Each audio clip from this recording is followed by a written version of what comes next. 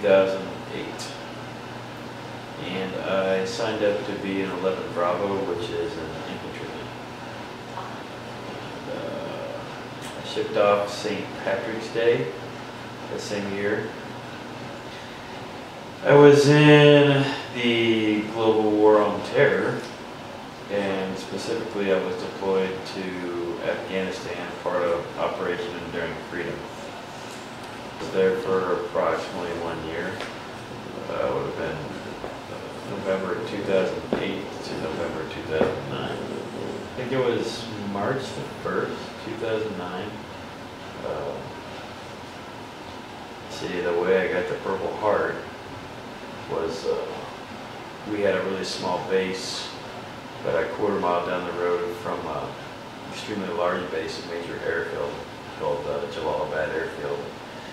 And we'd go on these supply runs and pick up personnel from the other base that had landed, and they'd become to our base. This particular day, I kind of got voluntold that I was going to be going on this run as a gunner, which was my normal position. And it was just kind of an easygoing day. Didn't plan on anything bad happening. You know, I usually plan on bad things happening when we were, you know, many, many miles away from our base in rural Afghanistan, villages that have never seen Americans. So needless to say, kind of had my guard down. And it was on the return from the base.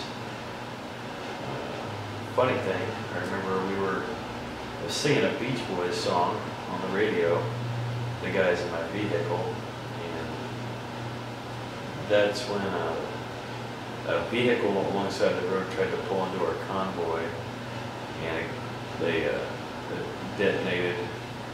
And I honestly didn't know what had happened. It seemed like half an hour, 10 minutes, probably was a matter of seconds. But I felt a tremendous concussion and a wave of heat, and a bunch of stuff hit me in the face.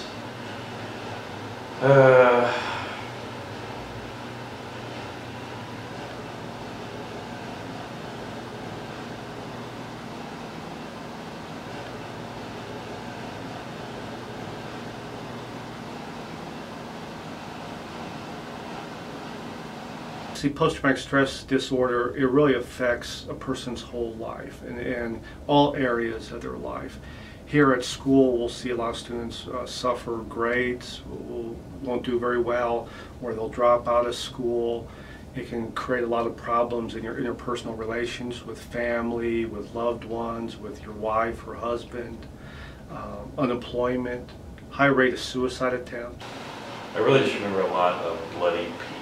I know there was some children and babies and an infant or two that were wounded mortally. I don't know, I don't remember, but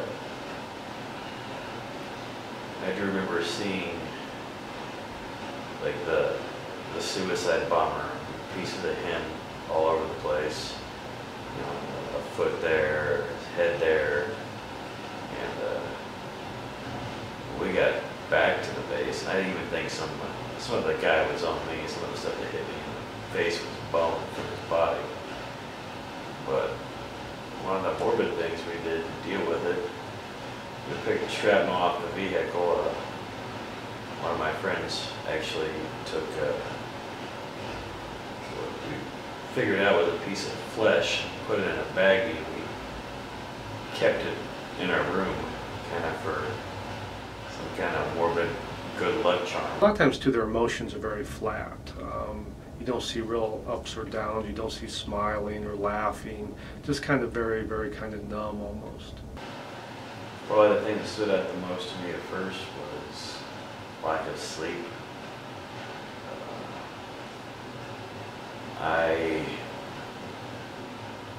For a while, I had to drink myself to sleep every night. I could drink a bottle of scotch a night or a case of beer myself.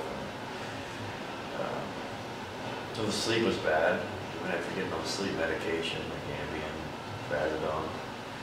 So a lot of times, they can't sleep very well, difficulty falling asleep. They're very irritable sometimes, very angry, outbursts of anger, hard time concentrating. They're always on the lookout. They can never just relax. They have a very fast startle response. You see a high rate of substance abuse, a lot of illicit drugs, a lot of alcohol, a lot of painkillers, and a lot of times hospitalization. So again, it really affects our lives. Very lonely. And it's the kind of thing that you really have to want to improve and get out of. So no amount of feeling sorry for yourself or blaming circumstance will help improve getting you out of that rut that PTSD causes. So I guess my biggest takeaway is that going to combat changes you in ways that I'll probably deal